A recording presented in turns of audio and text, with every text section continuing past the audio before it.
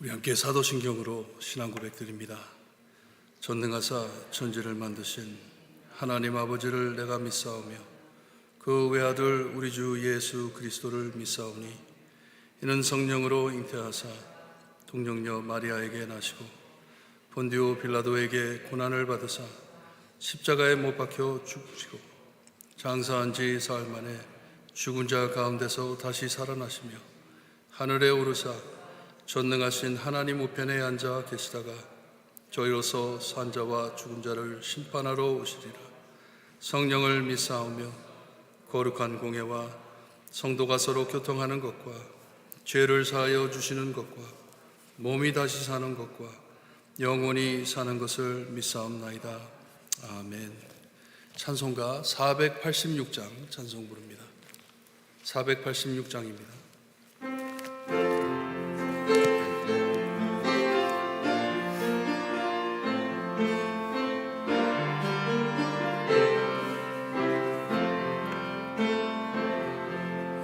세상에 근심된 일이 많고 너를 몰랐구나.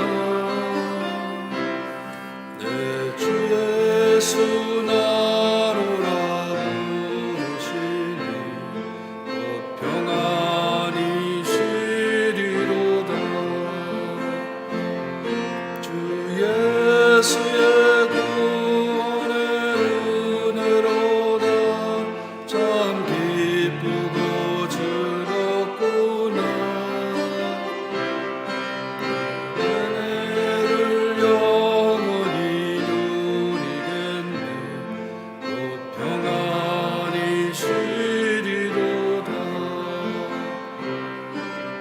세상에 공고한 일이 많고 참 쉬는 날 없었구나. 내 주 예수 나를 하시오니 평안히 쉬리로다. 주 예수의 구원의 은혜로다. 참 기쁘고 즐겁구나. 그 은혜를 영원히 누리겠네. 곧 평안히 쉬리로다. 이 세상에 죄악된 일이 많고 참 죽을 일 하였구나. 내 주 예수 날 건져 주시오니 곧 평안히 쉬리로다. 주 예수의 구원의 은혜로다. 참 기쁘고 즐겁구나. 그 은혜를 영원히 누리겠네. 평안히 쉬리로다. 함께 기도드립니다. 하나님 감사합니다. 죄로부터 화관으로 하나님의 은혜를 체험할 수 있는 부흥회를 저에게 허락하시니 감사합니다. 하나님의 말씀을 갈급히 그리며 하나님의 말씀을 들을 수 있게 하시니 감사합니다. 저희의 많은 죄, 허다한 죄를 덮어주시는 하나님을 만날 수 있게 하시고 아버지께서 우리를 사랑하시어서 저희보다 좋은 참 형님을 우리에게 보내주시고 우리의 죄를 위하여 죽고 우리의 죄를 사하여 부활해 주신 예수 그리스도를 만날 수 있게 하시니 감사합니다. 말씀으로 우리의 마음을 채워주시고 복음으로 우리에게 확신을 허락하시며 구원받은 것을 즐기며 하나님께 감사드리며 아버지와 춤을 추는 주님이여 잔치에 참석할 수 있게 하시니 감사합니다. 영혼을 사랑하시고 하나님 무너진 사람을 사랑하시어서 저희를 찾아와 주시는 하나님, 말씀으로 찾아와 주시는 하나님 감사합니다. 귀한 종을 보내셔서 주님이여 하나님의 말씀을 참 받을 수 있게 하시고 말씀으로 통하여 깨달음이 있게 해 주시니 감사합니다. 말씀을 들을 때마다 지혜롭게 하시고 하나님, 저희가 하나님께서 원하시는 삶을 살아드릴 때 부족함이 없게 채워주시기를 간절히 바라고 원합니다.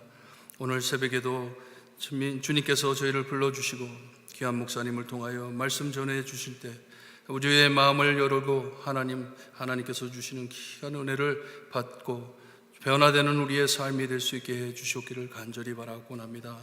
아침에 기도의 제목과 소원을 가지고 이 자리에 참석하신 모든 분들의 기도를 하나님 응답하여 주시고 하나님이 살아계심을 주님이여 다시 한번 체험할 수 있는 예배가 될 수 있게 해 주시기를 간절히 바라고 원하며 예수 그리스도의 이름으로 기도드리옵나이다. 아멘. 우리 함께 하나님의 말씀 봅니다. 하나님의 말씀 누가복음 10장 38절에서 42절까지 우리 한 절씩 교독합니다. 누가복음 10장 자, 38절 말씀 제가 읽어드립니다. 그들이 길 갈 때에 예수께서 한 마을에 들어가시매 마르다라 이름하는 한 여자가 자기 집으로 영접하더라.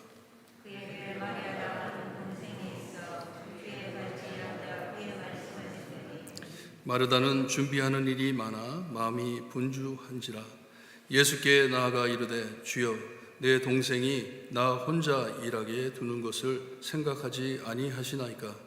그를 명하사 나를 도와주라 하소서.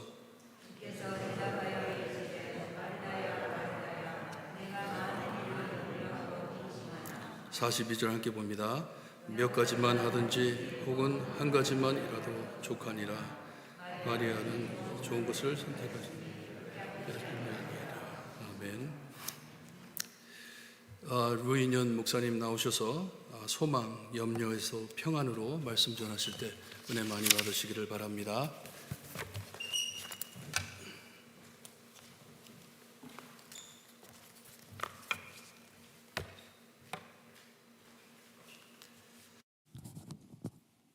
좋은 아침입니다. 네, 잘 주무셨죠? 네, 저도 잘 잤습니다. 오늘 우리 읽은 말씀으로 그 소망, 염려에서 평안으로라는 제목으로 하나님 말씀 나눌 텐데요. 그 유명한 마르다와 마리아 이야기입니다. 마르다는 주방의 여왕입니다. 여자 백종원이라고 할까요?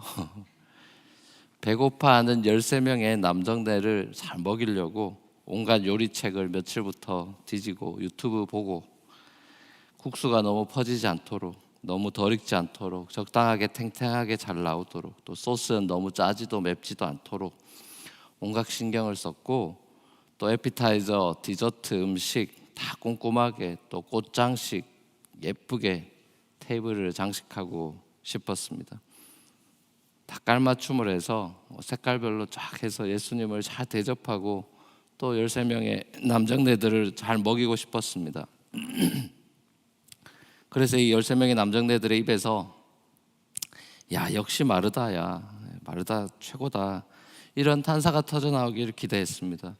그렇게 손님 접대를 위해 바쁜 마르다에 비해서 마리아는 13명의 남자들 사이에서 히히닥거리면서 거실에 그냥 있었죠. 마르다는 너무 기가 차고 어이가 없어서 말이 안 나올 지경입니다. 마리아 얘는 정신이 있는 애 없는 애, 언니가 이렇게 부엌에서 전쟁을 치르고 있는데 자긴 지금 남자들이랑 이렇게 거실에서 노닥거리고 있고 예수님은 왜 또 이렇게 마리아를 끼고 도시는 거야. 정말 마음에 안 들어. 이렇게 씩씩댑니다. 그래서 마르다가 그 화를 참지 못하고 이 앞치마를 두른 채로 거실로 직진해 갑니다. 그리고 마리아를 한번 딱 뚫어져라 이렇게 매서운 눈초리로 딱 동생을 째려보고 예수님께도 이렇게 눈을 치켜뜨면서 짜증 섞인 말투로 이야기합니다. 아니 예수님, 이게 뭡니까? 예수님도 요리 잘 모르시는 상남자 스타일이신가 보죠? 마리아가 나 혼자 이렇게 부엌에서 일하게 내버려 두고 이러고 있는 거를 예수님이 좀 뭐라고 하셔서 좀 저 도와주라고 좀 이렇게 말씀해 주셨어야죠. 뭐 이렇게 따집니다. 마르다에게 지금 이 모든 상황이 굉장히 unfair하다 이런 생각을 한 거죠. 내가 이렇게 힘든데 난 이렇게 힘들어 죽겠는데 왜 주위 사람들은 아무도 나를 도와주지 않는 거야? 자, 이런 생각이 우리 마음에 들어오면은 계속 우리의 마음이 힘들어지고 좋지 않은 감정으로 발전하게 되죠. 자, 어린애들이 주로 그렇죠. 부모님들은 애들이 많으면, 자녀들이 많으면 주로 맏이한테 뭘 많이 시키죠. 그럼 그 첫째 애들이 뭐라 그럽니까? 엄마 아빠 왜 맨날 나한테 시켜? 그러죠. 아이들이 달고 사는 말 중에 하나가 맨날이란 단어죠. 맨날은 사실 어린 애들만의 용어는 아닌 것 같아요. 어른들도 그렇게 이야기할 때가 있는 것 같아요. 목사님은 왜 맨날 저 사람들만 챙기냐?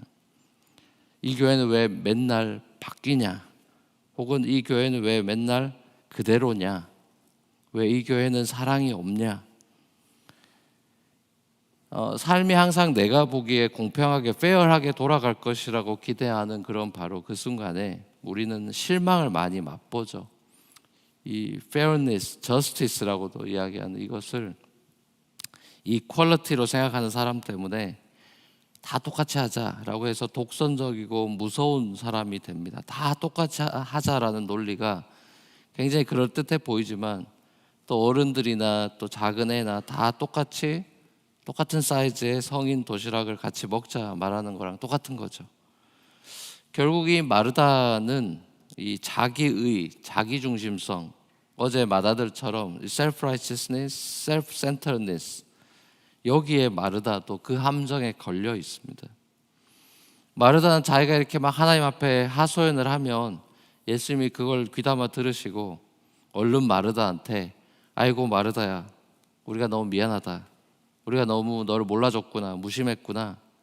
마리아야 빨리 일어나. 베드로, 요한 빨리 일어나서 우리 부엌으로 가서 마르다 돕자 라고 이야기하면서 부엌으로 다 같이 올 줄 알았죠.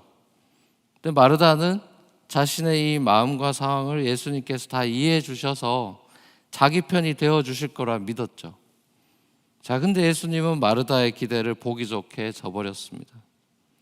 애들 말로 예수님의 우쭈쭈라 그러죠. 우쭈쭈 해주는 그건 없습니다. 물론 예수님은 이 마르다의 심정을 잘 알고 계셨습니다. 하지만 예수님이 제자들과 마리아를 데리고 이 부엌으로 들어가서 함께 부엌 일을 해주면 마르다의 그 근본적인 문제, 근본적인 부분이 고쳐지지 않을 것을 예수님은 잘 아셨습니다.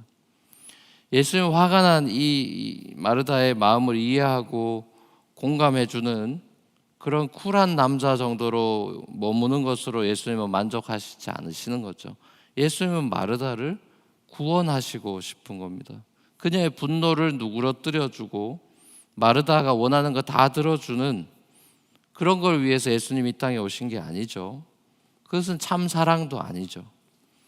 예수님이 빙그레 미소 지으면서 마르다야 마르다야 워워 calm down 네가 지금 많은 거 하느라고 지금 마음이 너무 힘들고 네 혼자 음식도 차리고 뭐 이것저것 하느라 굉장히 마음이 분주해서 업셋된 것 같은데 그냥 한 가지만 하면 된다. 한 가지면 충분하다. Martha, you are worried and upset about many things, but only one thing is needed. 이렇게 표현하죠. Only one thing. 여러 가지 많이 하려고 하지 말고 한 가지만 해라. 마리아는 이 좋은 것 한 가지만을 마리아는 선택했다. 마리아의 이 한 가지 선택은 빼앗기지 않는 그런 기쁨의 선택이 된 거야 라고 이렇게 말씀을 하셨어요. 마르다가 예수님의 이 마지막에 나오는 그 말씀을 듣고 마르다가 어떤 반응을 했을까요? 그 이후에 마르다가 어떤 모습이 됐는지는 나오지 않아요. 그러니까 오늘의 에피소드는 오픈 엔딩으로 마무리가 됩니다. 여러분이 마르다라면 예수님의 이 말씀에 대해서 어떻게 반응하시겠습니까? 아니 예수님 지금 제가 그 말 하는 게 아니잖아요. 지금 예수님 저랑 마리아를 비교하시는 거예요? 기분 나빠요. 이 형제들끼리 비교하는 거 아니에요. 예수님 왜 이렇게 제 마음도 몰라주고 공감도 못하시고 센스가 없으세요? 이렇게 막 쏘아붙이고 예수님과 계속해서 말싸움에서 승리하기를 원하십니까? 아니면 예수의 말씀을 잘 귀담아 듣고 곱씹으면서 자기 자신을 한번 돌아보시겠습니까? 우리는 감사하게도 요한복음에, 오늘 누가복음이죠. 요한복음에 가면 이 오늘 에피소드에 오픈 엔딩으로 끝난 누가복음이 이 요한복음으로 가면 결론이 나 있는 걸 봅니다. 자, 무슨 말이냐면 예수님의 제자로 변화되어 있고 성숙해져 있는 마르다의 또 다른 모습을 보게 됩니다. 그게 저희가 이제 그 주일에도 나누게 될 본문하고 비슷한 본문인데요.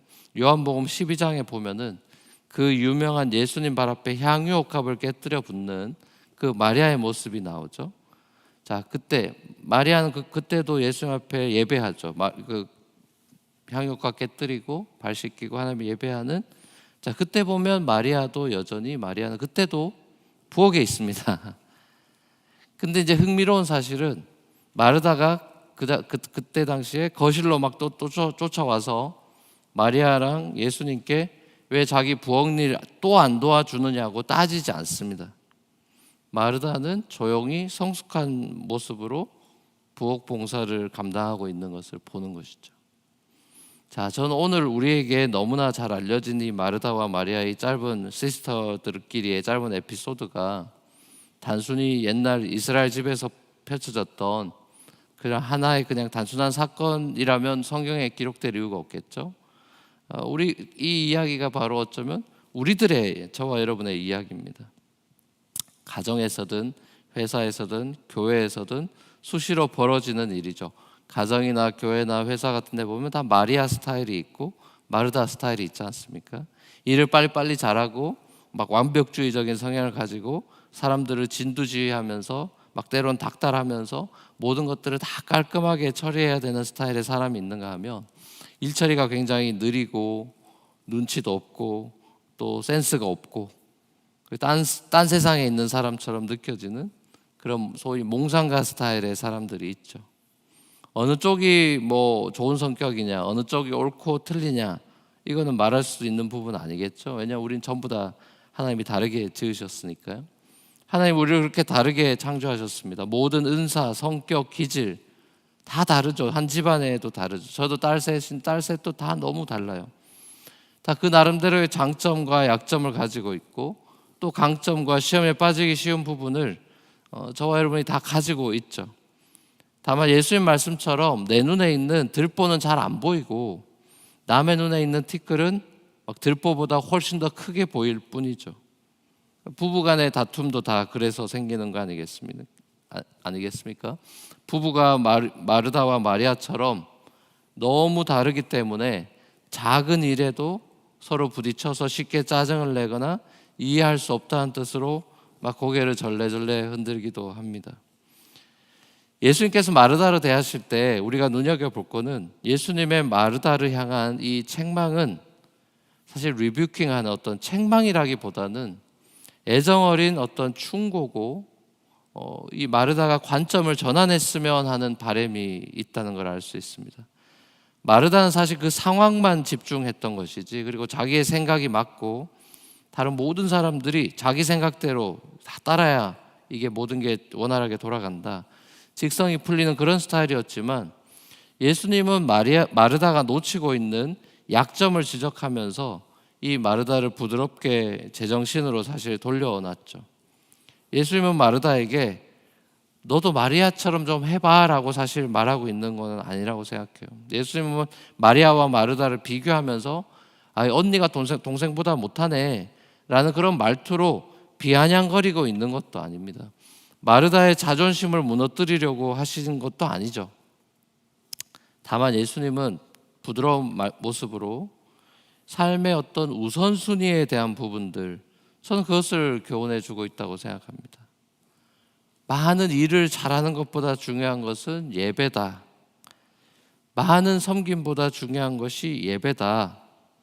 행동보다 주님 앞에 가만히 머물러 있는 것이 더 중요하다. 삶보다 주님과의 관계가 먼저다.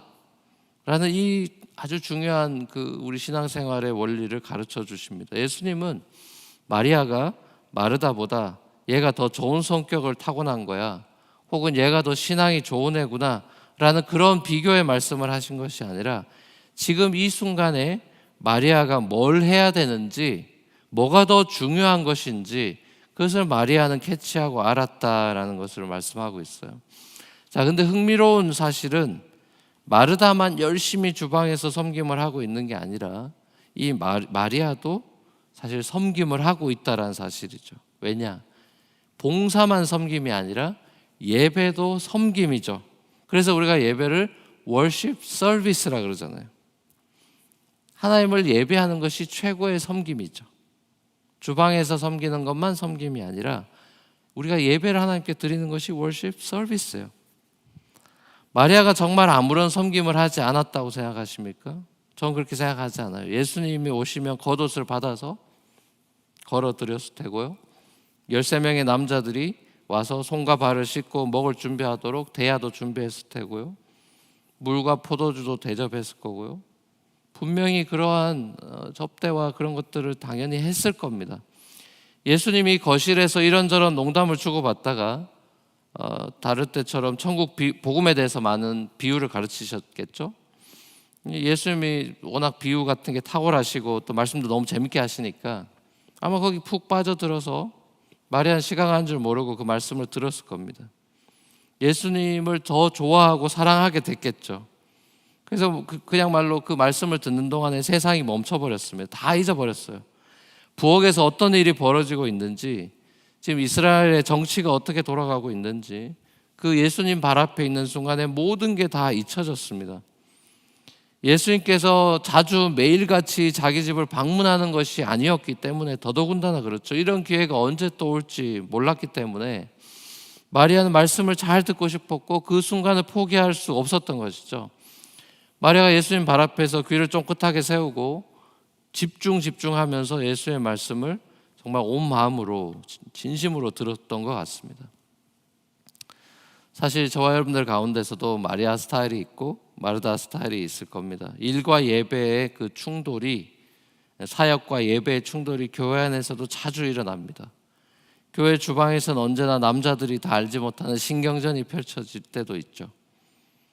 저희 교회 같은 경우는 제가 학교를 빌려서 예배 드린다고 했잖아요. 주방이 없어서 너무 감사합니다. 서로 싸울 일이 없죠. 이 섬김과 예배의 충돌, 우리 삶의 영역에서 존재하죠. 바쁘고 분주한 그런 삶에서 또 맨하탄에 있는 우리 젊은 가정들이나 청년들은 진짜 바쁘다고 많은 얘기들을 해요. 늦게까지 막 일하고 또 워킹맘이라 그러죠. 애들을 키우면서도 일도 해야 되고. 자, 그렇게 바쁜 친구들이 어떻게 예수님을 섬길 것인가? 그 애기 엄마들을 보면 몇 시간마다 애기 기저귀 갈아야죠. 이유식 만들어야죠. 집안 청소도 해야죠. 자기 집에서 재택근무하면서 일도 해야죠. 막 죽으려고 그래요. 지쳐버린 육신을 가지고 어떻게 내가 예수님 발 앞으로 나아가서 예수님과 교제하고 말씀의 귀를 기울일 수 있을까? 복잡한 시대를 살아가고 있는 바쁜 현대판 마르다들의 이런 고민들이 당연히 있습니다. 예수님의 말씀을 들으면서 예수님 발 앞에 가만히 머물러 있고 그래서 천국 같은 삶을 누리고 살고 싶지만 내 삶의 눈앞의 현실은 끊임없이 내 삶에 공격해 들어오는 독재자가 있다. 찰스 엄멜이 그런 말을 했습니다. 내 삶에 독재자가 있는데 그것은 바로 긴급한 일이라는 이름의 독재자. 긴급한 일이라는 이름의 독재자가 여지없이 내 삶에 쳐들어온다. 엄멜은 이런 말을 해요. 우리는 긴급한 일과 중요한 일들 사이에서 끊임없이 발생하는 팽팽한 긴장 속에 살아가고 있다. 문제는 중요한 일들이 오늘 또는 이번 주 안에 끝나는 경우는 거의 없다는 것이다. 기도와 성경 공부 시간은 미룰 수 있다. 그러나 긴급한 일들은 즉각적인 행동을 요구한다. 그런 긴급한 요구들은 끊임없이 매일 매 시간 우리를 짓누른다. 이렇게 표현해요. 애들을 돌봐야 되고 또 애들 라이드를 줘야 되고 뭐 밥도 만들어야 되고 또 젊은 엄마들은 뭐 애들 라이드 주고 뭐 이렇게 하고 또 학교에서 런치맘 하러 오고 남편도 사랑으로 섬겨야 되고 교회 가서 봉사도 해야 되고 마감일 전에 회사 일도 끝내야 됩니다. 자, 이 많은 일들 가운데 쓸데없는 일은 하나도 없죠. 다 중요한 일이고 다 필요한 일이에요. 계속해서 많은 일들이 자기 앞에 주어진다 이거죠. 자, 이 모든 책임을 깔끔하게 완수하기에 턱없이 시간이 부족한 오늘날의 마르다들에게 이 오늘 본문은 그러니까 시간 관리를 잘해야지라는 채찍질이라기보다는 우리에게 예수님이 위로를 해주시는 모습이라고 저는 생각합니다. 자, 그렇다면 여러 가지 일로 분주하고 바쁜 와중에 도대체 어떻게 예수님 발치에 앉아서 여유롭게 그의 말씀을 들을 수 있는 것인가? 예수님을 섬길 에너지를 도대체 어디에서 어떻게 충당할 수 있는가? 어떻게 해야 급한 일들을 다 하면서도 더 좋은 편을 선택할 수 있는 걸까? 이런 고민이 우리에게 있죠. 자, 우리가 삶의 프라이어티를 얘기할 때 보통 4가지로 이렇게 카테고리를 나눕니다. 자, 보세요. 4가지가 있는데 급하고 중요한 일이 있고요. 급하고 안 중요한 일이 있고, 세 번째는 안 급하고 중요한 일이 있고, 마지막은 안 급하고 제가 뭐 했죠? 그렇게 되죠? 예. 안 급하고 안 중요한 일. 저도 헷갈리네요. 급하고 중요한 일, 급하고 안 중요한 일, 안 급하고 중요한 일, 안 급하고 중요하지 않은 일. 이 4가지겠죠. 자, 여기서 그러면 프라이어티가 뭡니까? 이 4가지 중에서 뭐가 제일 프라이어티가 되는 거죠? 예?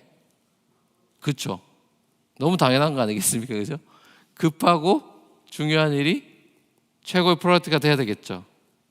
자, 그렇다면은 여러분에게 급하고 중요한 일, 지금 내 삶에서 급하고 중요한 일이 뭔지 한번 가만히 한 30초만 생각해 보시죠. 지금 요즘 지금 11월, 12월 내가 지금 급하고 중요한 일이 내 삶에 뭔가 한번 가만히 한번 생각해 보세요.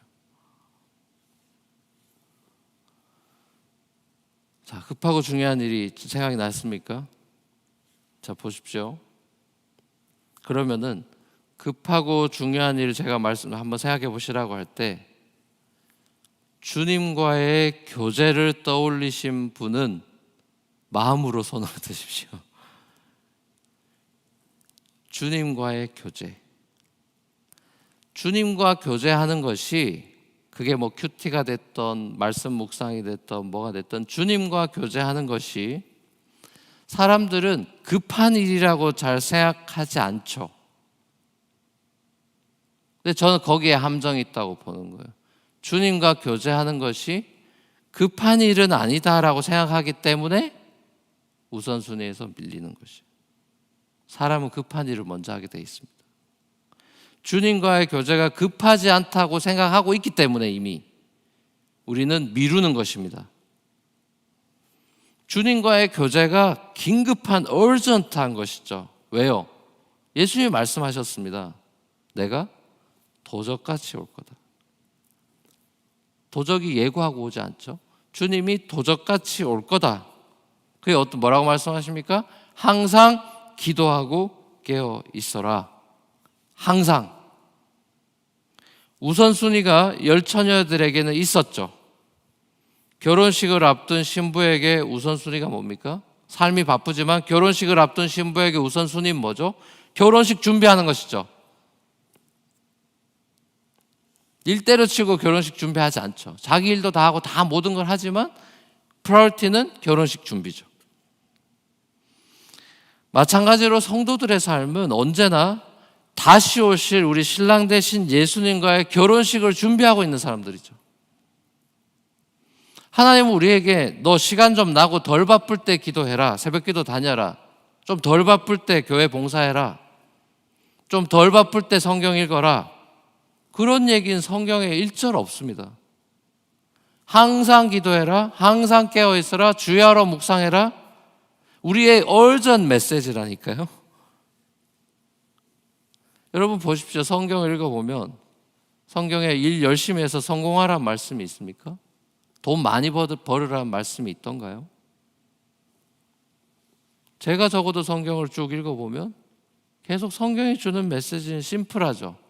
네가 세상에서 열심히 일해서 돈 많이 벌고 성공한 사람이 되라. 그런 메시지는 성경에 없어요. 성경을 보면 기도해라, 나에게로 나아와라, 말씀 사모하고 읽어라, 그런 얘기가 더 훨씬 많죠. 주님과의 교제는 가장 긴급하고 가장 인생에서 중요한 우선순위입니다. 근데 왜 우리는 이게 잘 안 되죠? 분명히 주님이 보시기에 우리 삶의 프라이어티와 급하고 중요한 일은 신랑 되신 예수님을 기다리면서 신앙생활 잘 하는 것인데 왜 우린 이게 잘 안 될까요? 저는 현대인들에게 있는 이 멘탈리티 때문이라고 생각하는데 그 중에 하나가 우리가 우리의 삶을 성과 중심으로 살기 때문이다 싶습니다. 성과 중심. 하나님께서 인간을 지으신 목적을 잃어버린 것이죠. 성경은 하나님이 인간을 왜 지었답니까? 우리가 왜 태어났죠? 우리가 왜 살고 있죠? 성경은 인생의 목적이 뭐라 그럽니까? 하나님을 예배하는 것이라 그러죠. 그 소요리 문답 여러분 많이 들어보셨을 겁니다. 소요리 문답에 나오는 것처럼 to glorify God and enjoy Him forever. What is the chief end of man? 뭐의 인생의 가장 chief end, 중요한 궁극적인 목적이 뭡니까? 라는 질문에 우리 선조들의 대답은 하나님을 영화롭게 하고 그를 영원토록 즐거워하는 것입니다. 한마디로 말하면 예배하는 삶이죠. 그리고 우리의 일이라는 것은 하나님과의 관계 가운데 주어진 하나님을 더 인조해하고 예배할 수 있는 선물이고 통로죠. 하나님은 우리를 노동자로 창조한 것이 아니죠. 우리를 예배자로 창조하셨습니다. 에베소서 1장에도 나와 있듯이 하나님께서 자신의 아들 예수 그리스도를 이 땅에 보내시고 우리를 다시 구원해 주신 이유도 에베소 1장에 바울이 찬송하죠. 그의 은혜의 영광을 찬송하게 하려 하심이라. 자, 그렇기 때문에 하나님께서는 우리가 인생을 성과 중심으로 살면서 와, 저 사람 저렇게 돈 많이 벌고 저렇게 성공했어 라는 박수갈채를 받고 그리고 그 결과물로 내 존재와 정체성을 증명하려고 하는 그런 옛사람의 본성에 따라 살아가는 삶이 아니라 관계 중심으로 하나님과의 관계, 이웃과의 관계를 통해서 샬롬, 행복을 누리는 새 사람의 삶, 영생의 삶을 우리가 이 땅 가운데 누리다가 주님 앞에 그 영원한 천국으로 오기를 원하시죠. 보세요. 다 이 세상에 벌어지는 안 좋은 일들은 뭔가 결과물을 내고 성과를 내려고 달려드니까 그런 성과를 위해서 인권도 무시하고요. 인종도 차별하고요. 인간을 인간으로 대접하지 않고 다른 사람들을 무시하고 멸시하는 이 성경에서 예수님이 제일 싫어하는 이 self-righteousness, 자기의에 사로잡힌 변화되기 전에 그런 미성숙한 마르다와 같은 모습으로 살아가는 사람들이 많은데 예수님은 그것을 안타까워하십니다. 많은 것을 다 잘하려는 인간들의 지나친 욕심이 우리의 영혼을 갉아먹고 우리 삶을 내가 나를 더 힘들게 만들어서 왜 난 이것밖에 안 되지? 라고 그렇게 자존감을 떨어뜨리면서 하나님 앞에 컴플레인도 하고 이런 우리의 모습을 안타까워 하시는 것이죠.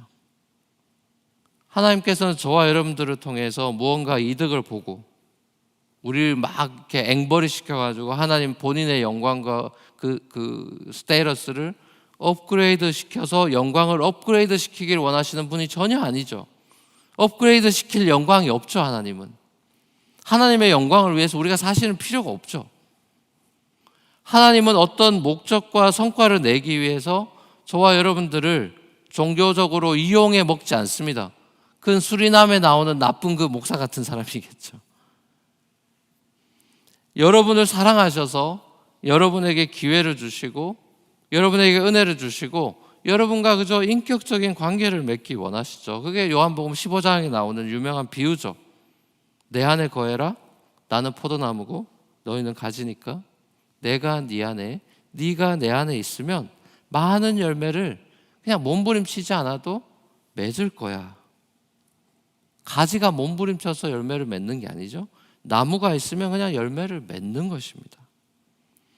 그리스도인의 삶은 성과 지향적인 삶이 아니라 관계 지향적인 삶이고, 그 관계 속에서 자연스럽게 맺히는 열매로 기뻐하는 삶이 가장 자연스러운 삶이 크리스찬의 삶이에요. 그리스도인의 삶이야말로 가장 인간적이고 가장 자연스러운 삶이죠. 누가 예수를 제일 잘 믿느냐? 자연스럽게 살아가는 사람입니다.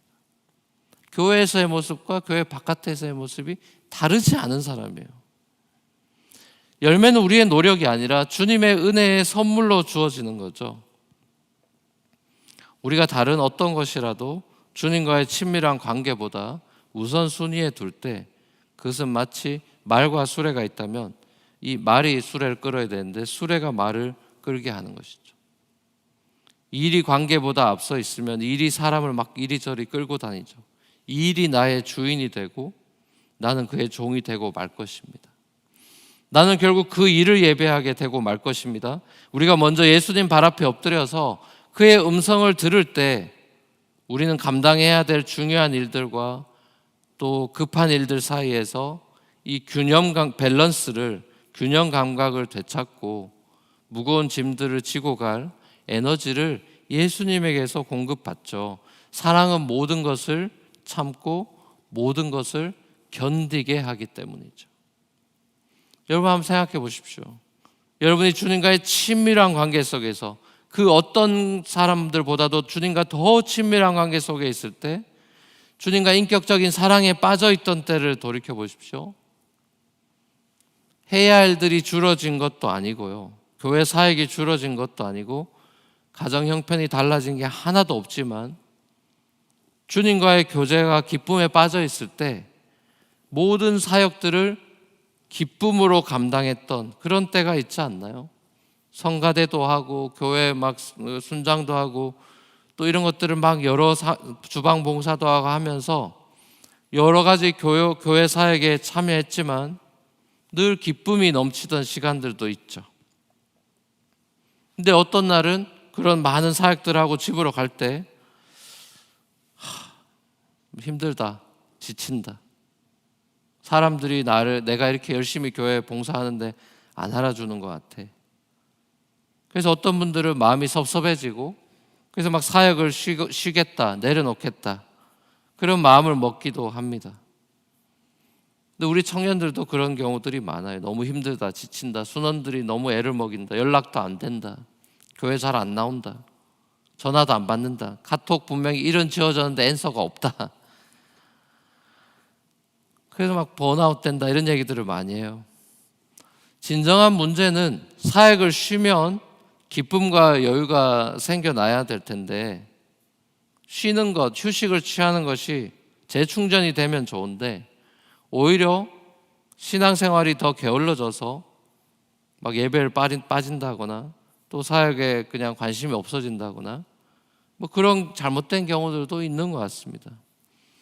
예수님께서 마르다에게 말씀하시니 one thing, 한 가지만 해라. 더 많은 일을 잘하기 위해서 철저히 시간 관리하고 계획성 있게 살아야지라는 자기 개발의 메시지를 주시고 있지 않습니다. 예수님은 그저 마르다에게 그냥 나한테 오면 안 되겠냐라는 초대를 하시는 거죠. 그냥 잠깐 주걱 내려놓고 나한테 잠깐만 와 있어. 예수님께서 원하시는 원띵은 예수님 자신과의 인격적인 교제입니다. 예수님은 하늘의 모든 영광을 버리고 예수님의 친구가 되기 위해, 여러분의 친구가 되기 위해서 이 땅에 사람의 모습으로 오셨죠. 이것은 정말 요즘으로 비유하자면 돈 제일 많은 사람 일론 머스크라고 치면 그 사람이 테슬라도 팔고 기업을 다 팔고 아주 평범한 노동자가 돼서 최저임금을 받으면서 살아가는 그런 모습, 그렇게 비유해 볼까요? 이 사람이 그렇게 살아갈 이유가 전혀 없죠. 그렇게 아무도 세상에 그 최고의 부자들이 스스로 가난해져서 가난한 사람으로 살고 싶은 사람은 단 한 명도 없을 겁니다. 그렇죠? 근데 예수님이 그런 일을 하셨습니다. 여러분의 참 생명과 행복을 위해서 이 땅에 가난함으로 오신 예수님께서 오늘도 수많은 이 땅의 마르다들을 당신의 품으로 초청하십니다. 수고하고 무거운 짐진 자들아, 다 내게로 오라. 내가 너희를 쉬게 하리라. 이것이 복음이죠. 이것이 복음이에요. 복음은 우리가 무언가 많은 일들을 해서 하나님을 더 영화롭게 하거나 우리가 세상을 다 구원해내야 된다라는 짐을 받고 의무를 떠하는 것이 아닙니다. 복음은 우리의 모든 것을 이미 십자가와 부활로 다 이루신 It is finished라고 선언하신 예수님의 그 은혜의 자리에 우리를 부르시는 그 초대에 응답해서 나아가는 것이 복음이죠. 예수님은 우리가 주님께 차려드리는 막 화려한 진수성찬에 놀라거나 감탄하시지 않죠. 예수님은 부엌에서 잔치상 준비하느라 분주한 며느리에게 빨리 잘 차려내라고 더 많은 거 내놓으라고 다그치는 그런 시어머니가 아니라 밥에 김치 하나면 족하니까 그냥 반찬 하나면 되니까 와서 그냥 나랑 살아가는 얘기나 나누고 교제하자 초대하는 친정엄마와 더 같다고나 할까요? 사랑하는 우리 볼티모어 성도 여러분, 걱정이 많고 염려가 많은 세상을 우리가 살아가면서 그래서 삶의 프라이어티가 막 바뀌어가는 시시각각 변하는 그런 삶 속에서 우리가 진짜 잊지 말아야 되는 것은 내 삶의 중심이 예수 그리스도, 내가 가장 프라이어티로 삼는 것이 예수 그리스도라는 사실을 우리가 한순간도 놓치지 말아야 될 것입니다. 내 마음의 중심에 그리스도를 주인으로 모시는 일이죠. 주님이 내 삶의 주인이죠. 왜요? 내 신랑 되신 분이니까요. 내가 영원히 결혼해서 살아갈, 나와 영원한 교제를 하실 분, 내가 다시 오리라 약속하신 그분이 오늘이나 오실 것처럼 살아가는, 오늘의 지구의 마지막이요 예수님이 오시는 날인 것처럼 결혼식을 준비하며 살아가는 그 삶은 이 세상의 많은 쓸데없는 염려와 걱정들을 날려버릴 것입니다. 염려와 걱정 속에서 여러 가지 많은 일로 주님을 기쁘게 하려는 그런 분주한 삶이 아니라 주님 곁으로 다가가서 주님의 사랑과 격려의 말씀에 귀 기울이고 주님과 더 친밀해져가는 이 원띵, 이것을 추구하며 주님이 여러분 삶에 맺어주신 그 열매로 감사하는, 너무나 자연스럽고 너무나 감사가 넘쳐나는 은혜의 영광을 찬미하는, 이것이 바로 하나님이 우리에게 원하시는 삶이고 주님이 우리의 영원한 소망 되시고 그 소망을 바라볼 때 우리 삶의 모든 염려와 걱정들이 없어지는 그 자유를 경험하게 되는 저와 여러분의 삶이 되기를 우리 주님의 이름으로 간절히 축원합니다. 같이 한번 기도하시겠습니다.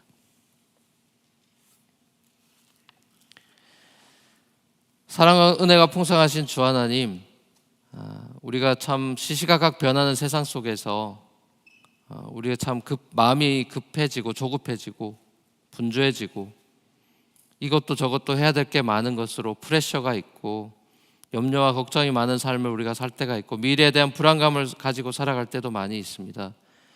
그러나 아버지 하나님, 이미 우리의 삶을 구원하시고 구원하셨고 지금도 우리가 구원해 주시고 계시고 영원토록 구원하셔서 주님 품에 우리를 데리고 가실, 영원한 천국으로 인도하실 예수 그리스도, 우리의 삶의 주인이요 구원자 되신 예수 그리스도의 말씀에 귀 기울이며 세상의 잡음의 소리들을 끊고 모든 염려와 걱정들을 주님 발 앞에 내려놓고 주님께만 집중하며 살아가는 그런 참된 그리스도인의 삶을 우리가 이 땅 가운데 누릴 수 있게 되기를 원합니다.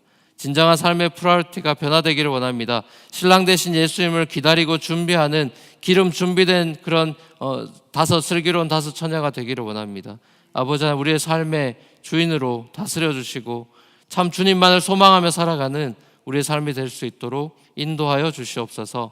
감사드렸고 예수님의 이름으로 기도합니다. 아멘.